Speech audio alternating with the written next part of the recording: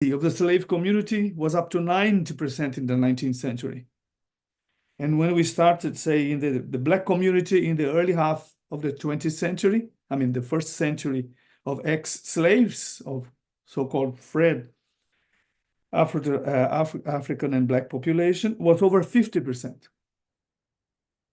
So if you look at the Atlantic diaspora as a whole, I mean, the whole of South America, Central America, North America, and the Caribbean, Brazil doesn't have a similar situation to any other country, neither the USA, nor Cuba, nor Colombia, thinking about the three that have a kind of a more expressive Afro-derived population. Neither in the percentage of Blacks in the national population. Remember, the United States would be like 10, 11, 12%, not many more than that, or Colombia, more or less 15%. Neither in the percentage of Blacks in the national population, nor in absolute numbers demographically. So out of a total, say, of 11 million Africans enslaved, forced through the Atlantic, 11 to 12 million, Brazil alone received around 5 million, so almost half of the entire Atlantic trade. So this is just a picture of what kind of country Brazil is, not as a tourist agency will tell you, but the facts of the society as it is. So that from 1900 onwards, I mean, as soon as abolition of slavery occurred in 1888, 1891, there became a republic. So there was like a constitution of a republic. Brazil decided then, the state decided to foster European immigration immediately. So from 1900 onward, systematic racism against the Black people began with the arrival of the European immigrants. So practically around 3 million European immigrants from Italy, Germany, Poland, and so on, Russia and Ukraine started to come to Brazil, apart from the Portuguese already there. And they started to compete immediately with the freed slaves now. The Brazilian white elite realized that Blacks would inevitably become a majority. And then they created a state policy to stimulate immigration from Europe, to transform the demographic tendency and make Brazil become a white country. So in the beginning of the century, of the 19th century, the project was to finally get a white country in America. The benefits of reparation that the state didn't give to the ex-slaves, it should be also said that the law that they called our golden law of 1888 was just as from this day onwards is declared finished slavery in Brazil. That was the only item of the law. There was no reparation. There was no grant title for the ex-slaves, no process for study, no benefits in starting small businesses, anything. Just slavery was abolished. So they entered the situation of free civilians with no support from the state after all the period of slavery. So the benefits of reparation that the state didn't give to ex-slaves after 350 years, it provided for the newly arrived white immigrants. The white immigrants had land, credit, jobs, help with opening businesses, schooling, and so on. So Black phenotype became a real stigma as a historical sign of a slave ascendancy. The white body affirmed and soon confirmed Brazilian national identity as a Western society. And the Black body affirmed the country's African background, something the white elite wished to eliminate definitely. They even calculated that the Black group would disappear after 3 generations. As for indigenous peoples and nations, they were submitted since 1500 to a systematic and continuous genocide with no politics of peace until today. So we still today talk about the genocide of the indigenous peoples. We should remember that we have 305 indigenous nations in Brazil. We could compare it with India. I think Brazil and India are the two probably the most diverse countries in the world. 305 indigenous nations speaking around 200 different languages. So universities were opened only in the 20th century. There was no universities during the colonial times and even in the 19th century, opposed to our neighbors, the Spanish-speaking countries, Argentina, Colombia, all of them had universities since the 17th, 16th, 17th century. So universities were open only in the 20th century as totally white institutions. White lecturers, white students, white staff. The first proposal for the inclusion of Blacks in higher education was printed in the journal Quilombo. Quilombo means maroon. The maroon communities, those who fled from slavery, the Marronage, there were maroons in Cuba, even in the United States too, in the whole of the Caribbean, Colombia, in almost all the countries that had slaves had maroon. So the maroon was the name of the journal, the newspaper called Quilombo. That was organized by Abdias do Nascimento, perhaps the greatest Black Brazilian intellectual in the 20th century, an equivalent somehow to Ambedkar. That was in his first edition of the journal Quilombo in December 14, 1948. In the 1948, the program, the Quilombo had a 5-proposal program. The third proposal of their 5 program was the following. Until the entire education system is not free for all, to fight for admission of Black students funded by the state in all official and private institutions, both in high school and in higher education, including the military schools. They had this proposal stated in 1948.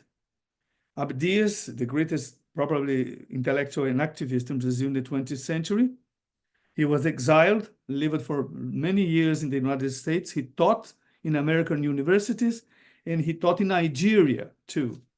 But he never taught in Brazilian universities, even when he came back in 1983. You see how the plight of the Black population in the academy in Brazil. After Abdias Quilombo, that was 1948, the next really important political pressure and proposal of the Black community as regards quotas were a march called the Zumbi dos Palmares. Zumbi was the leader of one of the most famous maroon communities, was the Palmares. That was in 16th, 17th century. There was a march of over 50 Black people that walked all over the country to get to Brasilia in 1995. That was the next important historical moment. President Fernando Henrique Cardoso, who was a neoliberal, just met the leaders of the Black March and proposed to start a kind of grupo de trabalho, a working group with the ministers to think of how to include something. For instance, he was very proud because he signed the first Black general. He was, I signed, the post for the first Black general in Brazil. In 150 years, we got one Black general, and he's still proud of this. So this is more or less the ambience of Brazil when we started the quota systems. It all started, I must say it very quickly, but it's important. In 1998, came a Black student to study with me, to be his director of his PhD thesis, Arivaldo, but we call him Ari, from Bahia. Very bright, brilliant student, actually. And he was failed in a discipline, in a course, which was an obligatory course, soon in the end of the first semester. That was a disaster, because if he failed in a obligatory course, he would lose his fees. He would lose his scholarship. That would be the end of his career. I was very stunned by that, and we soon realized that it was a case of racial discrimination. Then we start to fight to see if he could revise that fail, to talk to the professor, see whatever other things could be done. And then it became a crisis, a general crisis, because the colleagues supported the professor who failed him. And we start to push this further in different points of the administration. And then I realized that Ari was the first Black student who entered the PhD program in 20 years. They were all white.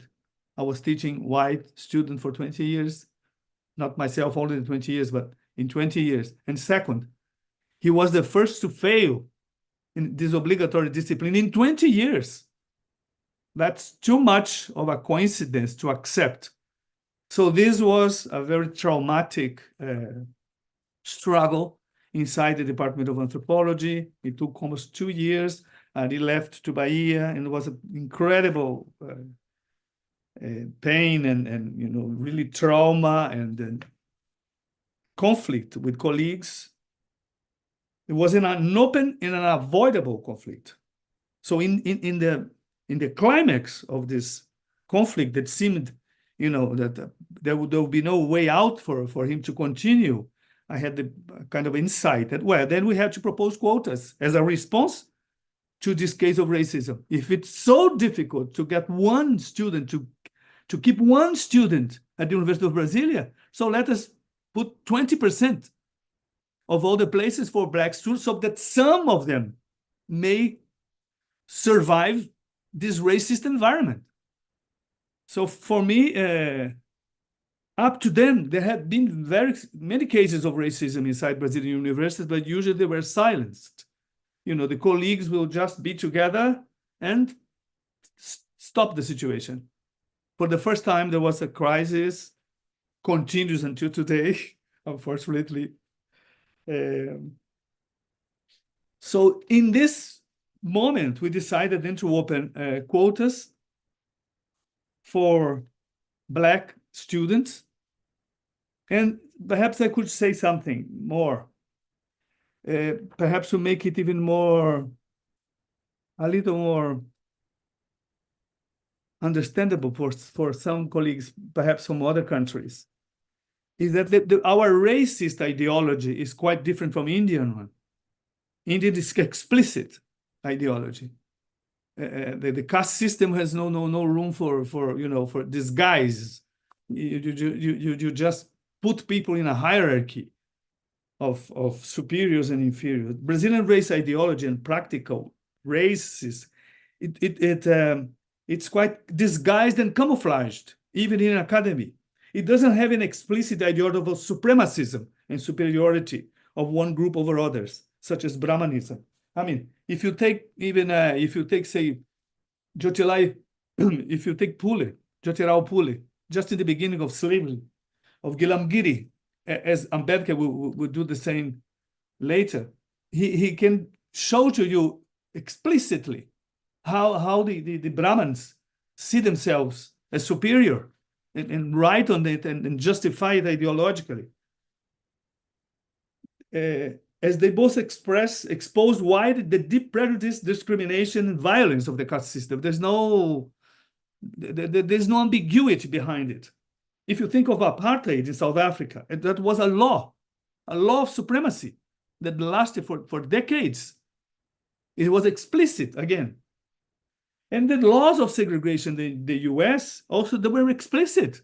You cannot go to the same bar, you cannot go to the same restaurant, you cannot pick up the same bus, you have to go to a different school. It was all explicit. And Zionist supremacy in Israel today is explicit at the same time. I mean, a god of a particular god or a group of gods decided that you are superior to the others, and that's it. Brahmanical supremacy is the same. I had a colleague in Belfast, Bongani Mtetua, who died. He was murdered by the apartheid regime. So I mentioned him now as a homage to him. It's the first time I mentioned him in a lecture, in a conference. He told me once that Stellenbosch University, they concocted the theology of apartheid. And I remember Mongani telling me that he was Zulu by quoting the Bible. And they would say that Jesus was the Lord of separations. That's very cunning, isn't it? So white people cannot live together with black because Jesus doesn't want it. So apartheid would be a holy way of living. Can you imagine? In Brazil, we don't have anything like this. This project of the beginning of the 19th century, it stopped in the 30s and came a second ideology, which is dominant still in the country. So we don't have these explicit ideologies. It was the racism in Brazil was neutralized discursively by ideology of racial democracy. We're supposed to be a racial democracy. Black people are outside the university, not because they lack of merit. With time, as they study harder, they'll enter. So we are then in Brazil in the realm of phenotypical racism. Phenotypical racism is different from US, is different from South Africa, is different from India. That's why I always emphasize quota as part of an anti-racist struggle to expose phenotypical racism. By what? Forcing the state, forcing the universities to accept people with the wrong phenotype. Not with a wrong caste or a wrong law, but with wrong phenotype in the years of the white racists. The first step towards an equitable society in terms of class, race, and ethnicity is living together. We have a very nice word in Portuguese, which is convivência. Convivência, living with, co-living. Conviviality will be the quality of the convivência, or the potential for convivência, but the convivência will be the existential process, experience of living together, of co-living. So quotas for me is an element of convivência.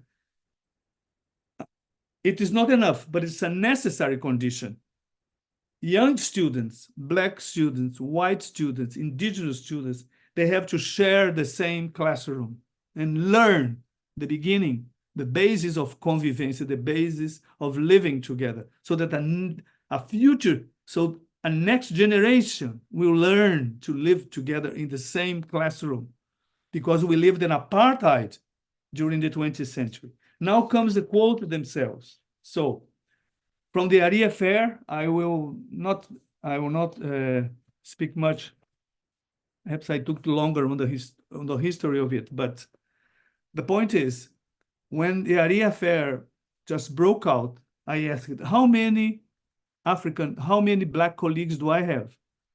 We made the census inside the University of Brazil and discovered that we had 15 black lecturers out of 1,500, so it's 1%. I was stunned and said, come on, this must be the most racist university in Brazil. As we made the same census in about 12 or 15 of them, we discovered that Brazil has more by having 1%. Some of them have 0.2, 0.4, 0.5. This was the situation of Brazilian universities in 1998. So as we proposed the details of the quota system in 2003, the system is 20% for blacks, 20% of all the entrance seats, and some seats for indigenous people, since their population is less. There will be some. But as soon as we started, there was a counter anti-racist move that to emphasize quotas for low-income people. And here I see a debate that I recognize we have something in common, for what I understand of a recent EWS quota to end all quotas, by the Ambedkar Age Collective. I'm sure you know it. Interesting, because it's similar. The EWS, for what I understand, is similar to this discussion of low income. I mean, you stop the affirmation of anti-racism by having quotas for blacks. You softened the real radicality of the quota system. We have this discussion until today. We still have this debate between what they call them social quotas or racial quotas. I am a strong defender until today of racial quotas. If there are less people with low-income universities, then you have another quota for them. And you have, if you don't have enough students for public schools, then you have another quota for them. But racial quotas and indigenous quotas, ethnic quotas, are necessary as such because the Black population suffer racism regardless of class and regardless of whether they studied in a public or in a private school. So this is the great movement. It's an effervescence. I don't know if I could show to you if I can, Suraj, if I could perhaps show you a presentation with some images. Let me see.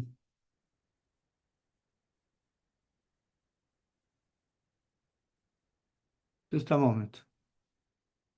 Yeah, no worries. You can share now. Huh? Ah, yes. Oh, you can I share or do you share for me? No, you can share. Can I? Well, Yeah. but why? How do I find it? Oh, because I had to reinitiate. Remember? Oh, so did you delete or something? Not that I deleted, but I'll have to. Just a second. I'll do it. Okay, no worries. Yeah, it's good. The idea of no words is very good. We should not worry. In the meanwhile, I can just Go on.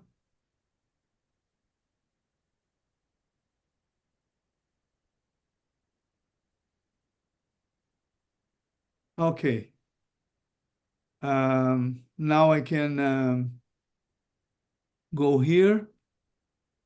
How do you're not seeing it, right? No, we are seeing it. You are already seeing it? Yeah, it's a PowerPoint presentation.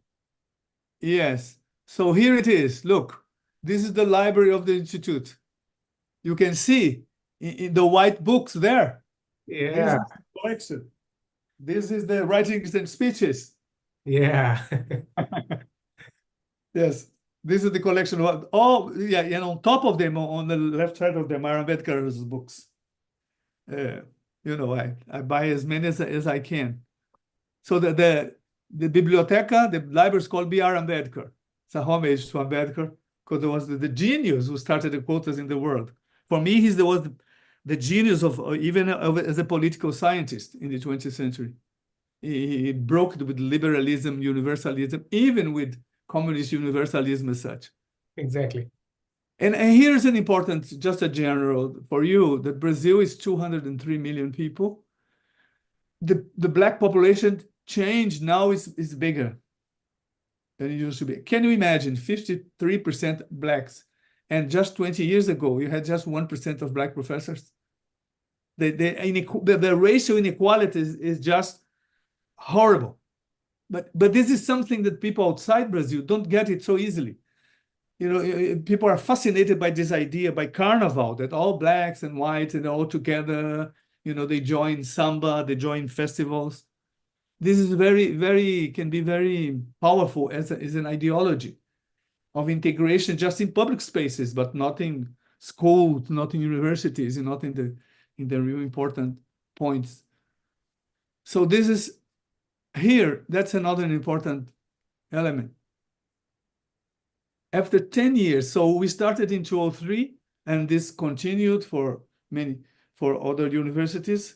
From 2003 to 2010 to 2012, around 100 universities started to open their own system of quotas, making the different combinations of percentages and regional considerations, all different one from the other.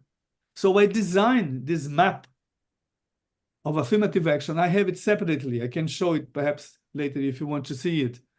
I imagine like affirmative action, the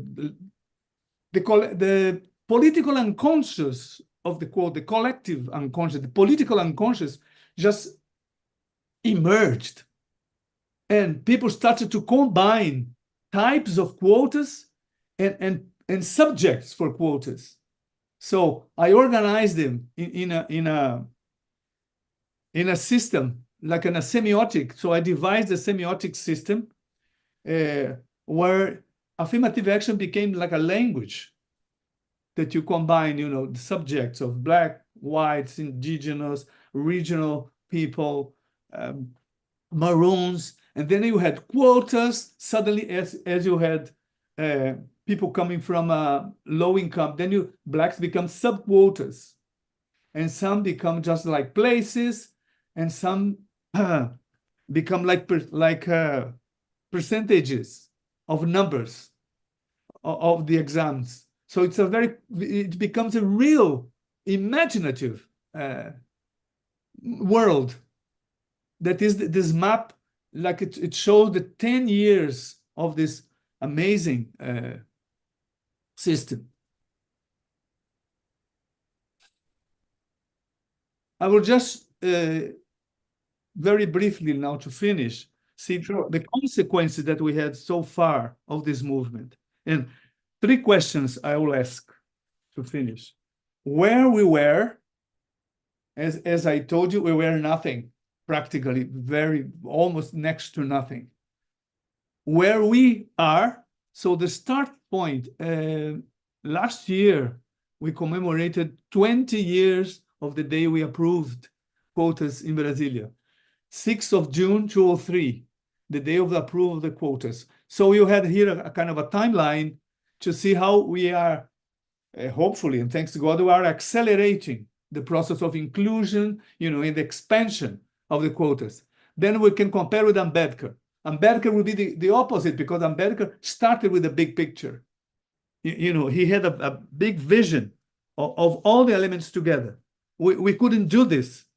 We were not able to do this. We had to focus on quotas as a strategic point of the system, as I call it.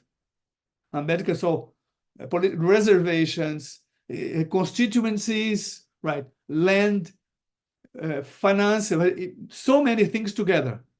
We couldn't start with such a big picture. We focus on higher education, universities, public universities, important universities. From there, power, it expand, because we will take the position of power where decisions of the country are made. So, Ari affair, the question is always come back to, if we have quotas, that's because racism is rampant in society. That's why we need quotas as an anti-racist. So as we launched the proposal of quotas in the year 2000, Ari finally was approved in that discipline. And our department, my department of anthropology, was forced to go against the professor who failed him and finally approve him so he could finish his PhD. It's like the Dreyfus affair, in a way, of France, against Jews, and now in this case, against a Black student. Then in 2001 started Enegrecer, which means being Black, becoming Black, a collective of Black students. Immediately, in many universities started to discuss quotas, started to appear collectives of students, of Black students. They start to organize themselves in collectives. There are many of them in most universities. Then you had also the Durban Conference, the World Conference Against Racial Discrimination. It helped us because we already had a proposal in Brasilia. So as the delegation came from Durban, it spread more in the news, the discussion of quotas. In 2003, Lula signs the law that makes obligatory the study of Africa and Afro-Brazilian studies, of Brazilian culture. And in March 21st, was created the Ministry of Racial Equality. Finally, I invited the minister, a Black woman, and in June 6th, we approved the quotas in Brasilia with the presence of the minister. So the state became involved. So this, you could say, some of the consequences. The university, one important consequence, for the first time in the history of the country, the University Council has changed the rules that had been in place in all federal universities since they were founded.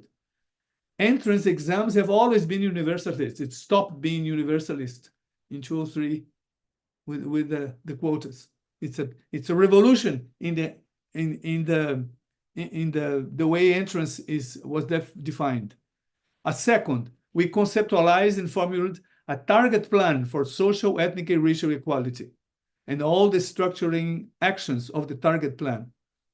What we have done since then until today is to expand the 203 target plan. So as I say, it will be like a zoom. Ambedkar came from a big zoom and already, right? And then the zoom will illuminate every part. We started from one point, as if there was a cone that we started really from one strategic point and start to make it expand. That's the strategic possible in Brazil, as for him was the strategic possible in India. We connected the struggle for quotas with the anti-racist struggle, both in the society and the state. The Secretary of the Human Rights of the Ministry of Justice was involved in the Aria affair. So the Brazilian state was involved in the solution of a specific case of academic racism. So there was a precedent of involvement then, as now we have a Ministry of Racial Equality and a Ministry of Human Rights. The presence of the minister was also an important point. Another important point will be in 2010, a public hearing. This is maybe connected with Ambedkar again. A public hearing in the Supreme Court against quotas in Brazil. Most intellectuals started to fight against quotas.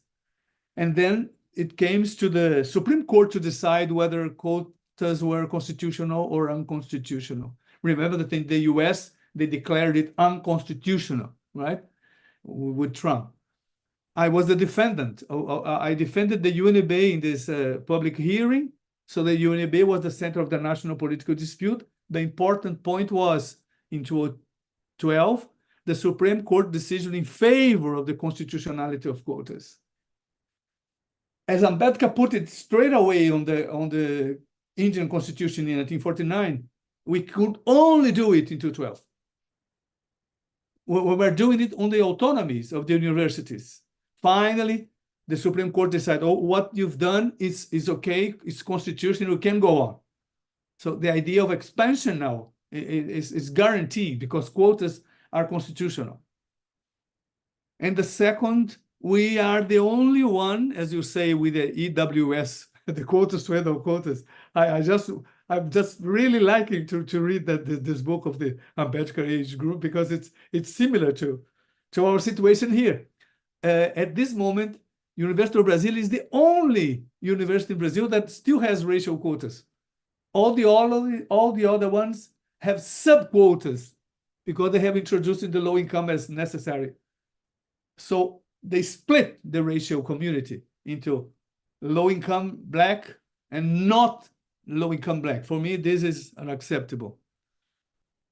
Quotas in graduate student. Now I'm just finishing with the three. I said I would, quotas are a projection into the future to achieve ethnic, racial, and social equity, to provide equal opportunities for Black and indigenous peoples as compared to whites. And third, to build a new curriculum that will provide, for the first time after 5 centuries, a non-racist imaginary. Our curriculum is racist in its imaginary, which is an European imaginary.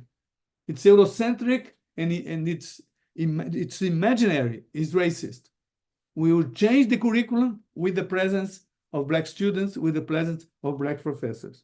So where we are, just finished now, where we are and where we are heading. Where we are, undergraduate equality is secured.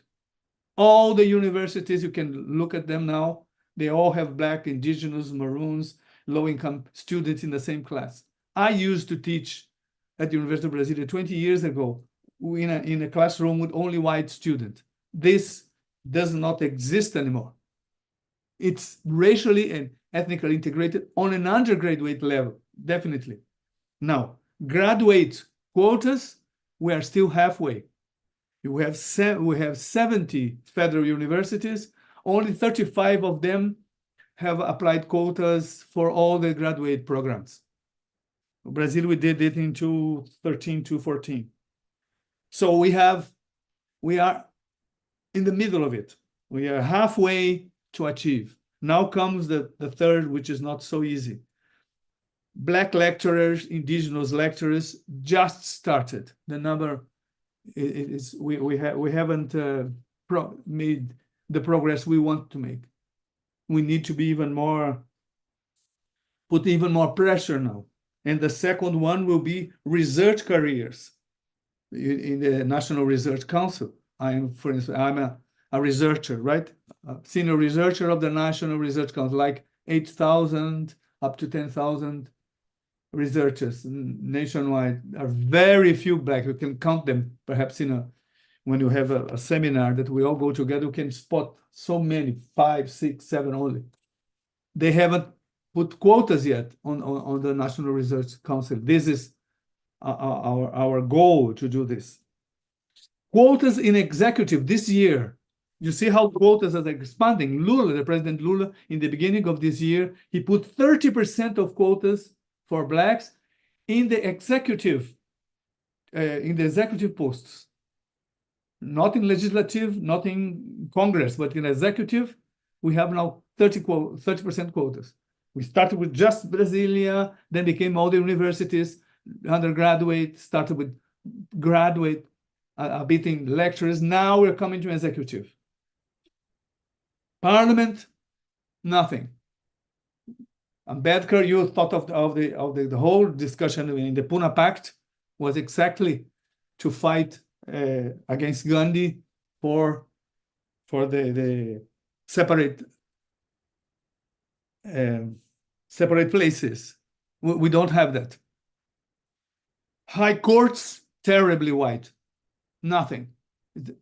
You didn't have this. Ambedkar was more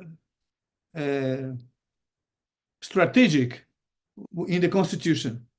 We are making it laws. We are making laws, but it's not in the Constitution.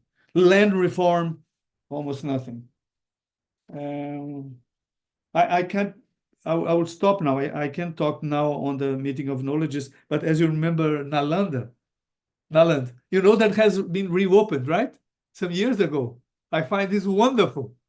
You know, this was the great university practically in the world of all times, no? With the many languages spoken. For me, the meeting of knowledges is an inspiration like Nalanda, right? Or of the Beit al-Hikmah in Baghdad. The meeting of knowledge is all the traditional knowledge, oral and written together. So this is where we are now. So thank you. I think I stop now and we can go.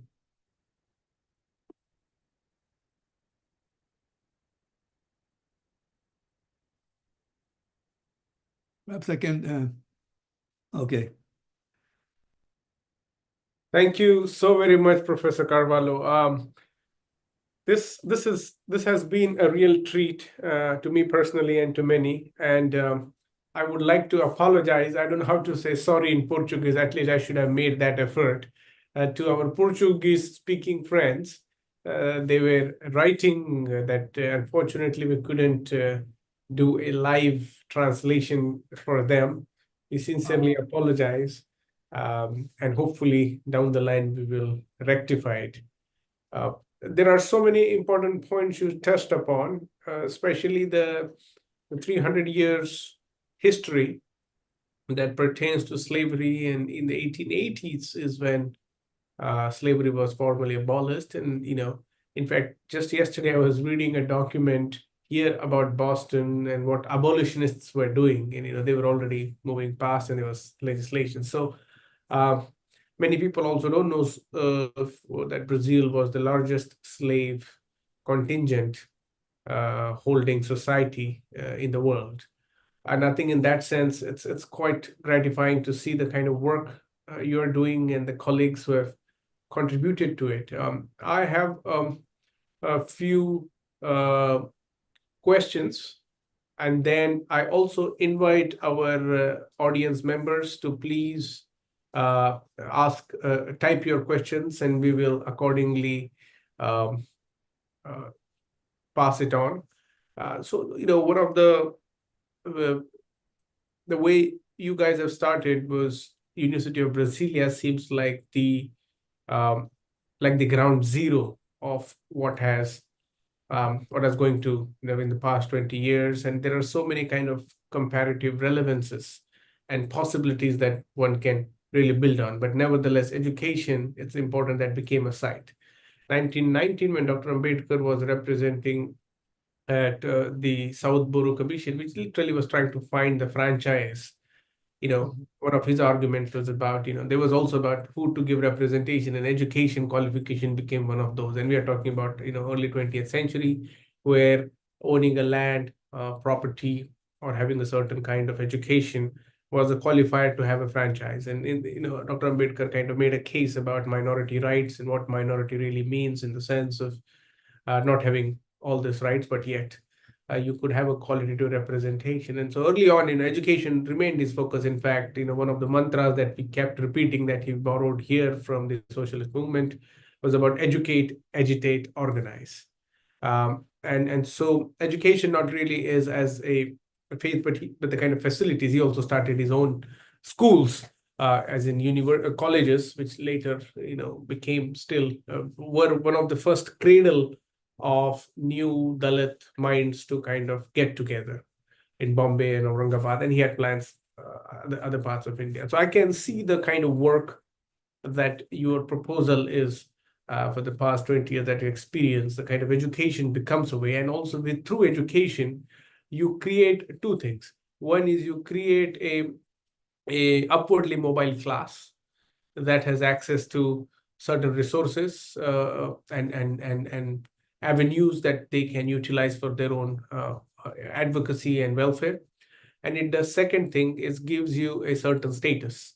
With that status, and it could be what Bourdieu would call the habitus, that you operate in different kind of habitus and work for your own advantage, or you have an access to public sphere, the spherical knowledge in Nancy and so forth. We know this.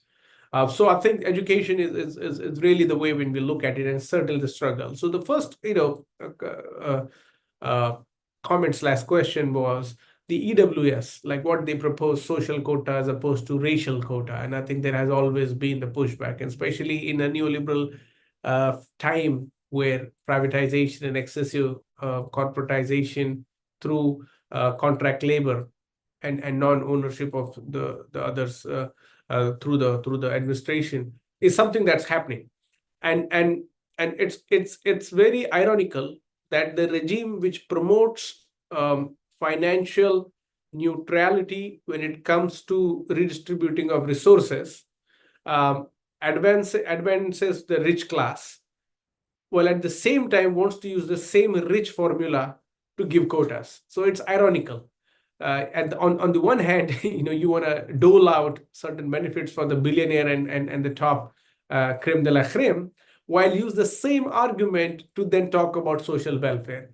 And I think this is what also happens in your part of the world as well. And the important fact is, nobody denies the economic importance of this, but there is how the society configures, and it's not a wrong feeling. So in India right now, because the quota system has been inactive, at least constitutionally, from 1936, when we had the first Government of India Act, and the government was implemented, and there was certain kind of and Dr. Ambedkar, in fact, what he did was to create schemes of scholarships, and so he really wanted the few kind of from the government. So every time Dr. Ambedkar, which differs from many other policies, was that he centralized the state. many people don't want to centralize the responsibility of the state, but he gave state autonomy and power, and also gave the constituency to fight. So state has to, and so I could see those relevances.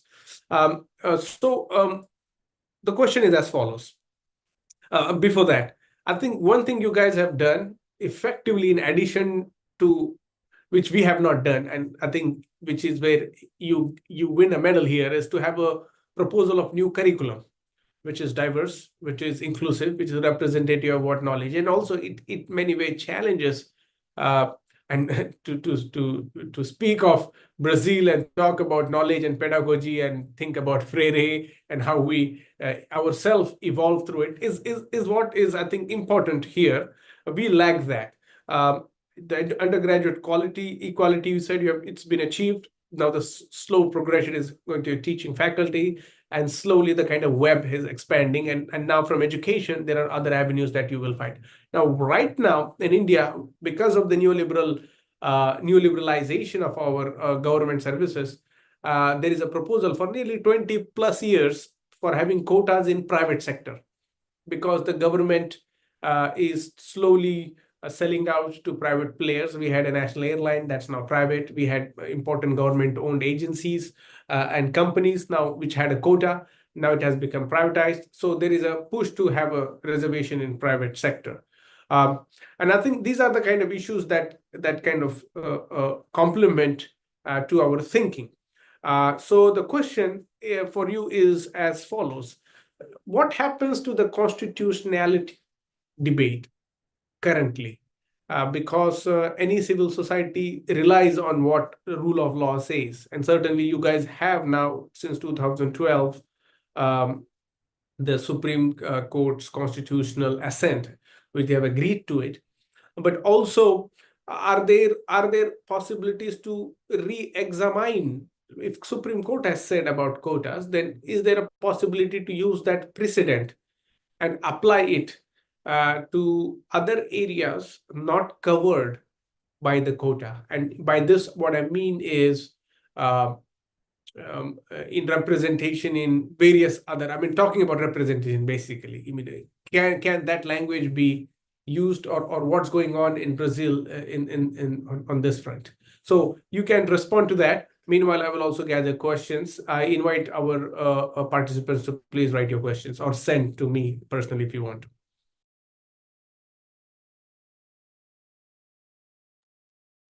Okay, thank you. Well, it was quite a. I see many points in contact to what you say.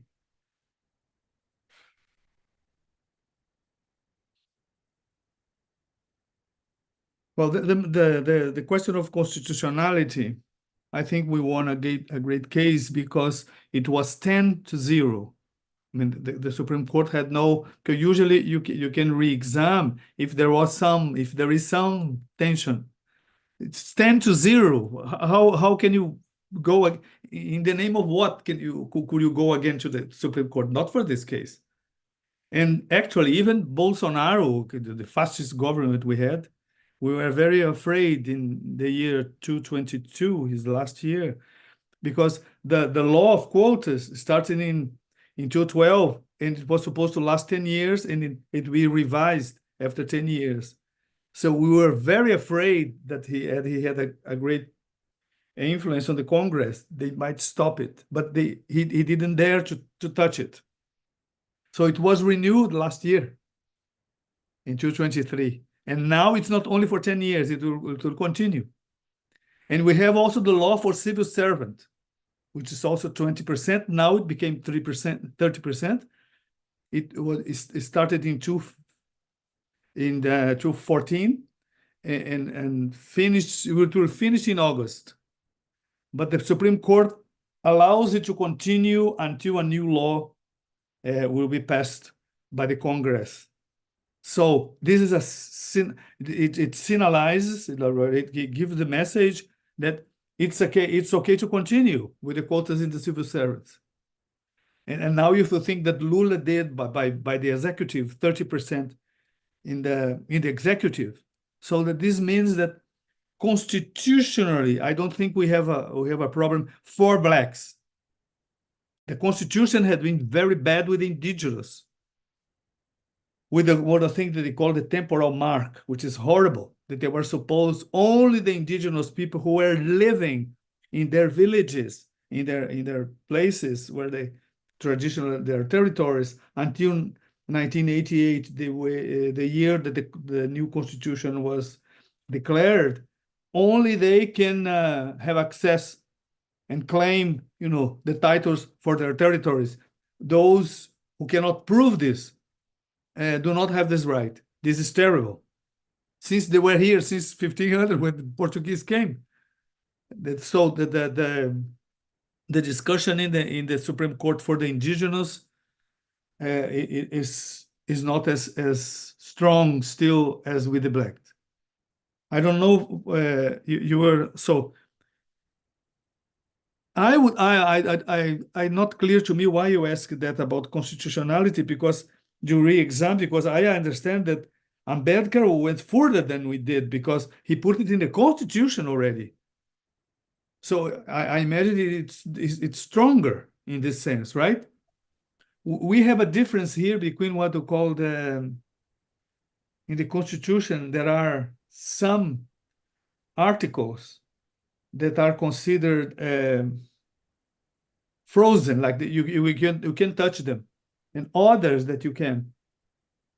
And I imagine that Ambedkar put the quotas in those frozen articles of the Constitution that are not open to new debates. So this was a great achievement. No, I think, Yeah. yeah, go ahead. Go on. Sorry, no, nothing. No. Go on. No, I think so I think this is also kind of a conversation on the legality aspect, which I think Brazil managed to kind of gain an additional say, especially in education sector. There is a question for you from Dr. Akurmathi Nageswara Rao, and they say the question is asked as what's his name? Dr. Rao, and what they are asking is, in India, we have a question with a notion about merit. Merit. And that merit has become such a buzzword that it is almost a stigma now. If you are from a quota, that means you are not meritorious. You are not smart enough. And so many students who would otherwise apply with quota would not apply because of that stigma. How does that work feature, given that it's pretty new policy? Are you seeing any updates from the empirical data or from the ground that you have researched? This is very important. We fought against this meritocracy for a decade, for 10 years in the debates of quotas. But the evidences that came, the facts are amazing. I mean, quotistas, as you call them, quotistas, the students who entered through quotas, either blacks or indigenous, their performance is similar to the ones who come from the universal competition, sometimes even a bit higher. So this idea that, oh no, that they will make the grade of the university get lower, they are degrade our quality, our excellence, academic excellence. This practically we demonstrate with research that it doesn't happen. It's good that Dr. Rao says this. We had this debate on merit. Some areas still resist more, like diplomacy. The school for diplomacy is incredibly white, is incredibly racist in this imaginary, horrible, because they were obliged to speak French and English, and perfect French and perfect English. So of course, that makes some students from the white, middle class and upper class, who study this more in better schools, can fare better. So the quotas there, they don't accept quotas in the diplomacy. Okay. Is the same in India? No. There is quota. There is quota for Dalits in diplomacy. Yeah. Now, we have something that I don't like, and even they ask me to assess the what they call the policy that I have. I think it's a very bad policy. They give for some Black students a fee during a year to prepare themselves. You see, you choose whatever private school you want to learn good English, learn good French, and so on, and then you do the competition all the whites. So it's not quota really. Usually, even if they have this amount of money, it's not enough to compensate the fact that the others of the upper class will have their entire lives. They have lived abroad and so on. So we as I say, it's a weak part that we haven't gone into diplomacy yet, and she says it's merit. And diplomacy is critical as an anti-racist career. Because the image that Brazil projects for the rest of the world is of a white country. Because all the diplomats are white. It's terrible. We haven't gone further. So they hold on this ideology of merit. And the judicial system too, because their language is so abstruse, so impossible, right? And this gongoric, baroque language of law. In Portuguese, I don't know in English. I think in English it's not as bad. In Portuguese, it's horrible. Sometimes I listen to the court and I can't follow if the judge is against or in favor of what he's saying. So complex it is. So they say, oh no, only if you really come from the elite, huh? You can master the Portuguese language of law to be a proper judge of the high courts. So I don't know what he says about merit. I don't know if I could talk a little bit about meeting of knowledges compared to that, because you said about the question of curriculum. Sure. Because the epistemic quotas, I don't know, Suraj, what I would like to ask. The epistemics of Pule and Ambedkar, of Shudras and Atishudras, they are not following the Vedic system as such, right? No, No. But the universities would only have either Western or the Vedic system. So the pluri-episteme of India is not represented in universities so far. Am I right? Correct. Well, this is our battle now. Our universities have to be pluri-epistemic. There will have to be 3 stems, as I call them, like the Borromean knots of Lacan. I couldn't prepare an image of this, but you can imagine the 3 knots of Lacan. One would be the Western, the other the indigenous, the other the Afro-Brazilian, with some interceptions in them. So I can maybe share the one that you share with me. in the journal, in the interview. Oh, wonderful. Yeah, that's right. Thank you. Yes, you have the 3 stems, right? When we started in the year 2000, the circle will be only one, the Western circle, and the indigenous and the Afro-Brazilian will be included inside the Western system that would represent the indigenous and it would represent Blacks. As we expanded with the quotas, Blacks started to represent themselves, indigenous epistemics started to represent themselves. It started with the students, because as soon as we started with the quotas, Black students will say, oh, but this curriculum only talks about white writers, white poets, white philosophers. When are we going to read Black writers, Black poets, Black musicians? The indigenous would say the same. Wow, this ethnography, this representation of our nation is very partial and sometimes wrong. When are we going to have our own representation of our own nations? Talking there about 305 nations. I think India is something like that, right? In 200 languages. So the meeting of knowledges is the necessary complement to quotas. As I say, it's a double inclusion. Ethnic and racial inclusion, in the case Dalit inclusion, say, and epistemic inclusion. Oral traditions have to come So it's a different revolution. We will start with the Humboldtian model of university. We have to think the university that really reflects, mirrors the richness, the richness of the knowledges that are in the country. So we have to include the masters of traditional knowledges. Some of them are illiterate, most of them. It's a revolution that you have now illiterate people teaching PhD students. I don't think it has ever happened. But this is a necessary step that started with the quotas. As you say, it's an expansion, uncontrolled in a way. But now you have it like a second movement of quotas. You have like 20 universities and many more, like 10 or more. Oh, the meeting of knowledges is in Austria already, the University of Vienna. It's in Colombia. Probably it will start, we are in discussion of this maybe in China, in Taiwan, as I will go in November. Maybe we can even think of this in India, because the Dalit masters could come to teach, even if they don't have a complement of yourself, right? The ones that come from the oral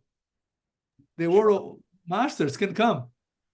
So this for me is a future that has a consequences for how someone is saying, oh, you can switch on your camera.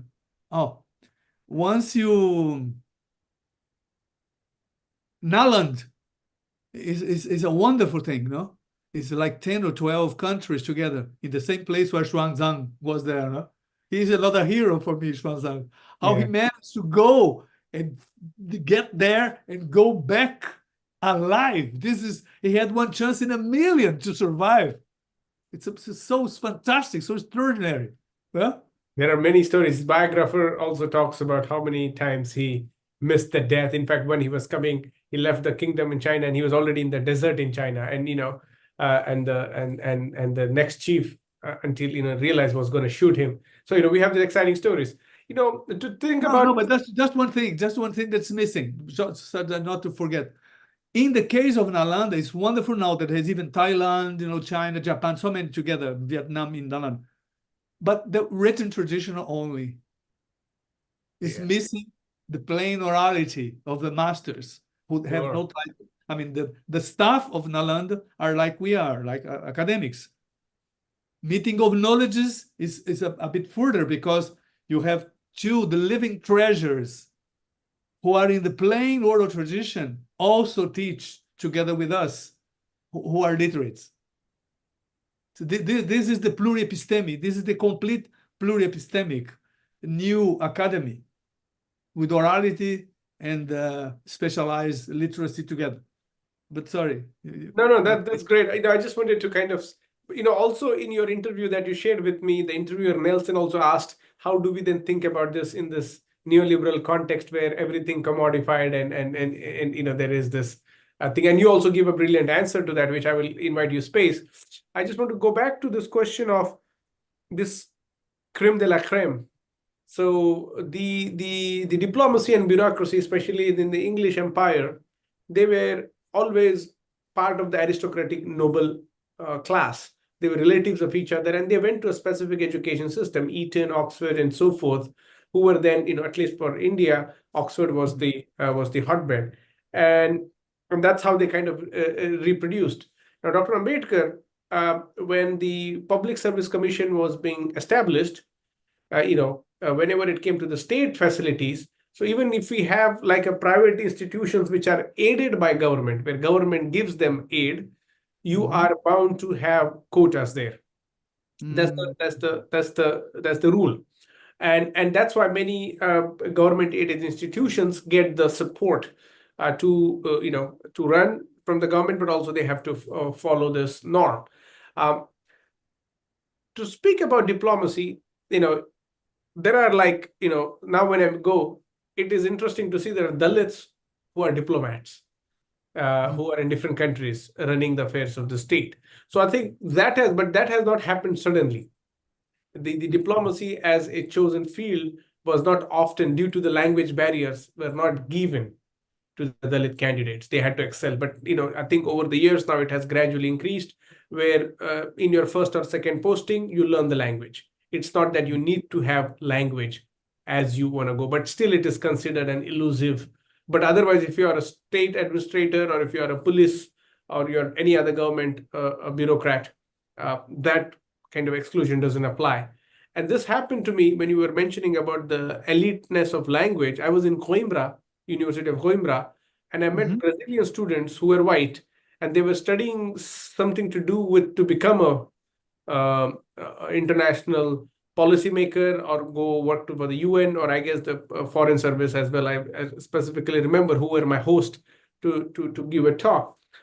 And what that tells me in larger scheme of things is, for us, the Dalit curriculum is not even alive. It's only now that few of us abroad are like thinking about it. We don't have it's still a battle. And these are people from the dominant castes, who have a certain leaning towards the left or communist or whatever philosophy and ideology.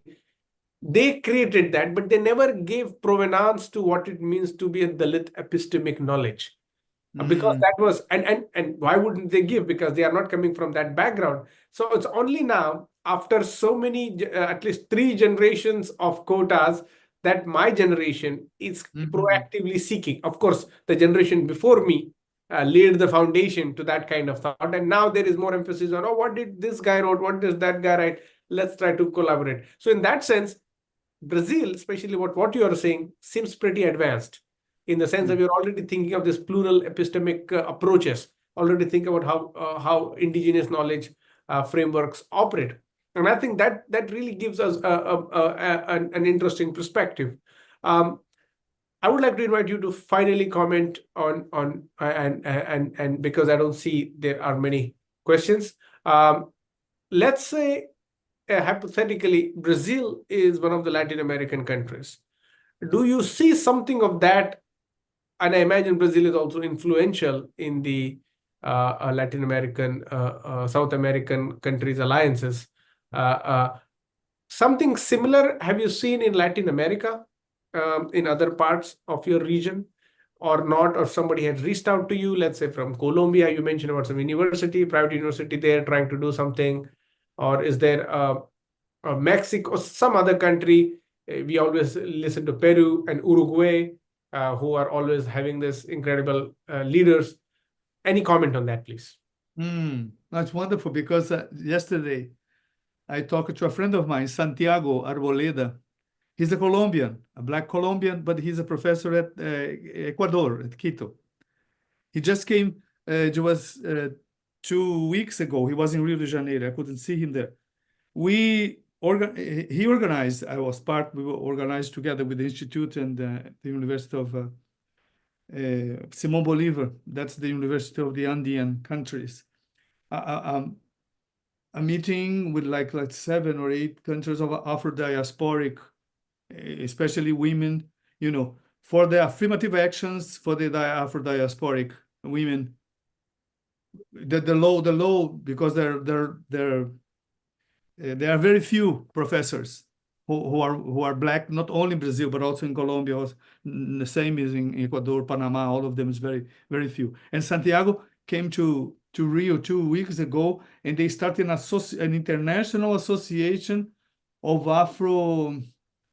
researchers of Afro-Ibero-American research from Ibero-American, from the Caribbean, to foster the case of an Afro-Latin American academia.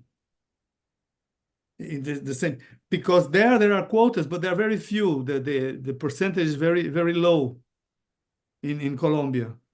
That's 3%, 4% sometimes. And in Ecuador also, it hasn't had quota yet, nor Peru. We advanced a lot in the last 20 years, certainly. But this is, for me, I also insist on that. We have to transform the curriculum at the same time. We have to have epistemic quotas at the same time. Imagine the name, the Colombia is like 60 indigenous nations. But none of them are included. Their masters are not included in the universities. It's such a pity. I mean, our university must be epistemic, much more rich than they are now. They are just reproducing in a Western model of knowledge. It's the same. Even Mexico. Mexico has a called intercultural university for the indigenous people. But if you go to UNAM, to the National University of Mexico, is Western, is Eurocentric. Mm. Most are Eurocentric. So the meeting of knowledge is something that I really believe it in diverse nations as India and Brazil or Latin America. It's impossible to continue with the model of an Eurocentric or a Brahmanic only university. Brahmanic would be monoepistemic in the same way. Precisely. See, so as the Dalit, just a last comment, you're saying that it's a battle, this epistemics. It's fantastic because it's similar to the indigenous epistemes here. They are just starting to get shape, you know, with the students, with the indigenous students, and now with the indigenous masters. It's a project, you know, of a continuous project, which we can find the similarities. Well, you also have the scheduled tribes in India, no? To include in the university. I suppose there are not much in the universities. Absolutely. In fact, the tribal culture itself, and there is a university for tribal. It's also a tribal university. It's named tribal, and you know the kind of knowledge spaces that is producing there. You know, and one of the curious facts of this is that even with that, you have to adjust to a certain English epistemology. Like even if you are from the tribal community, you will have to adhere to those, you know, because without that, there is no kind of absence of audience. And so somehow it's a two-edged sword. Even for the Dalits, English has become a site of you know, gaining equal power. But also at the same time, when you are conversing in English, that English is not the language that is meant for you to excel. That is meant for you to just get by. So that's a difference in how you know, like many of our friends who go to English schools, they go to specific private English schools that is preparing them to become the ruling class.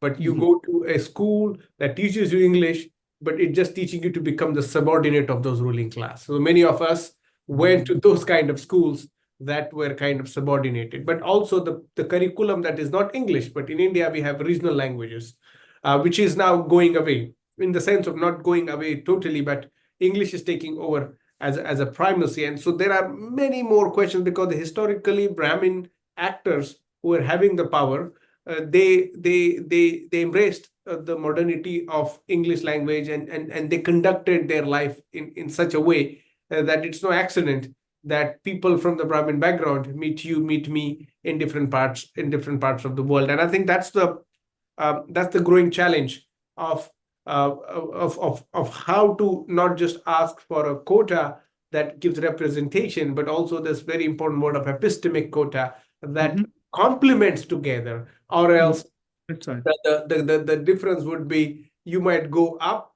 but the up might not be necessarily on the ladder, but you might just go a different way. The idea is to scale, and so that if it's complemented with something that complements their knowledge, can I think this is like a bicycle of two wheels that needs to follow one another, right? And for us to think, and I think this is also a learning lesson for some of us who are advocating for similar policies, to really think. In India, what they did was they sponsored Dr. Ambedkar chairs. The government gave Dr. Ambedkar chair in, you know, and I think it was Professor Sukhdev Thorat and the ministry who kind of approved of such kind of policies.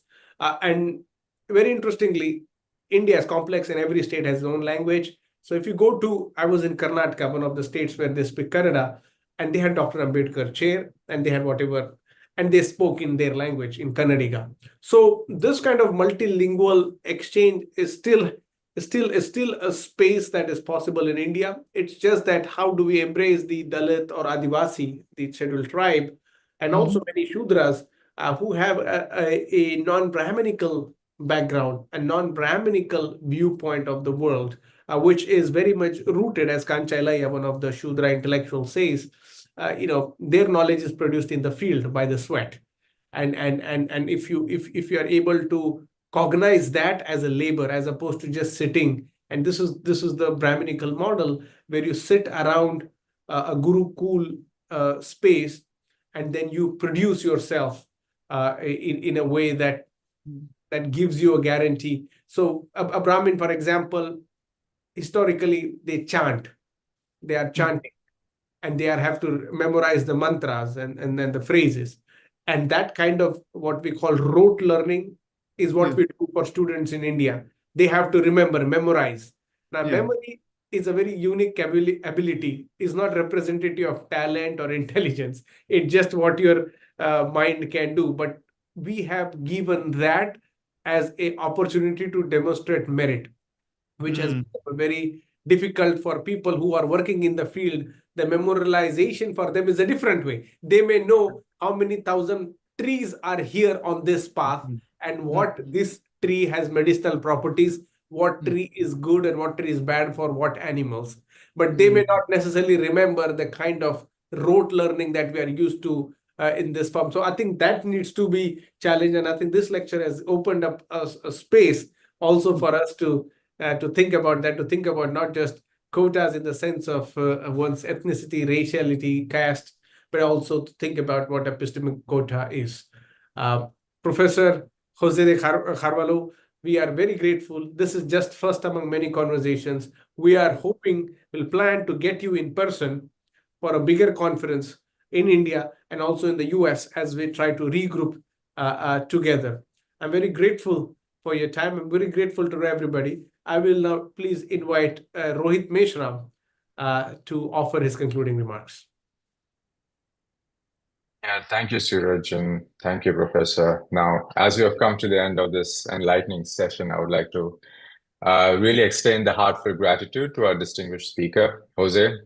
Your insights and expertise on the topic of quotas and affirmative action have provided us with a deeper understanding and a renewed perspective on these critical issues. Like, we are incredibly grateful for your time and sharing your valuable knowledge with us today. I would also like to thank our moderator, Suraj Yengde, for guiding the discussion. Your thoughtful questions and facilitation have also contributed to the success of this event today. Thank you, everyone who has attended and participated in this inaugural talk. And as Suraj mentioned, we're looking forward to continuing these important conversations and hopefully see you at the future events as well. So thank you once again, and have a wonderful day. Thank you, all of you. Thank you very much. Thank you. Thank you. Take care. Bye.